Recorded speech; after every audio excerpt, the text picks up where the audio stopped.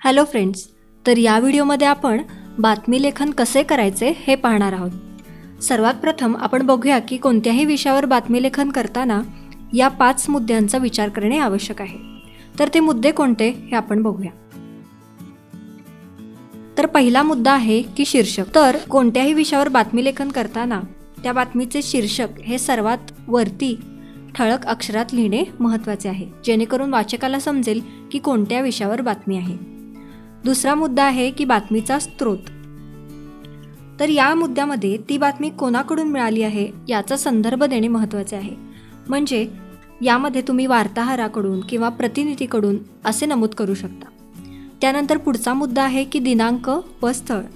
तर बातमी लिहिताना ती कोणत्या दिवशी घडली, कोणत्या ठिकाणी घडली यासुद्धा गोष्टी तिथे नमूद करणे महत्त्वाचे आहे. पुढचा मुद्दा आहे की बातमीचा शिरोभाग. तर या मुद्द्यामध्ये बातमीचे शीर्षक हे विस्तृत स्वरूपात लिहिले जाते.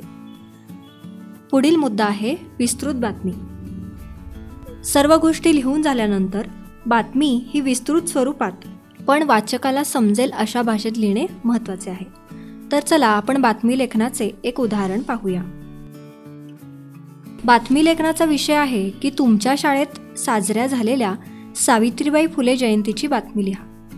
तर इथे जर तुम्ही पाहिलं तर सर्वात वरती बातमीचे शीर्षक हे लिहिले आहे, जसे की विद्यानिकेतन प्रशालेत सावित्रीबाई फुले जयंती उत्साहात साजरी.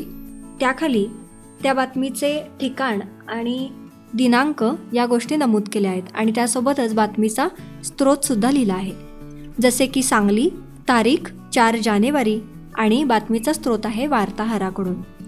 जसं आपल्याला माहिती आहे की सावित्रीबाई फुले जयंती ही 3 जानेवारीला साजरी केली जाते, त्यामुळे बातमी लिहिताना पुढच्या दिवसाची तारीख लिहिली आहे 4 जानेवारी. आता आपण बातमी कशी लिहिली आहे ते बघूया. विद्यानिकेतन प्रशालेत सावित्रीबाई फुले जयंती उत्साहात साजरी करण्यात आली.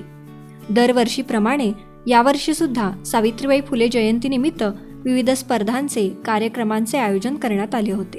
या कार्यक्रमानिमित्त महिला उद्योजक सौ सविता महाजन या प्रमुख पाहुण्या म्हणून उपस्थित होत्या. शाळेच्या मुख्याध्यापिका सौ नीलम शहा यांनी प्रमुख पाहुण्यांचे स्वागत केले. शाळेतील विद्यार्थी विद्यार्थिनींनी सावित्रीबाई फुले यांवर भाषण सादर केले. भाषणातून विद्यार्थ्यांनी सावित्रीबाईंचा जीवन प्रवास सर्वांसमोर मांडला. प्रमुख पाहुणे सौ सविता महाजन यांनी आपल्या मनोगतातून विशेषतः मुलींना मोलाचा संदेश दिला. सावित्रीबाईंचा आदर्श घेऊन आयुष्यात शिकून स्वतःच्या पायावर उभे राहा, समाजात स्वतःचे वेगळे अस्तित्व निर्माण करा असा संदेश देऊन त्यांनी मुलींना प्रोत्साहित केले. शाळेचे शिक्षक श्री अमोल काळे यांनी कार्यक्रमाचे आभार प्रदर्शन केले. आयोजित स्पर्धेत यश मिळवलेल्या विद्यार्थ्यांचा सत्कार करण्यात आला.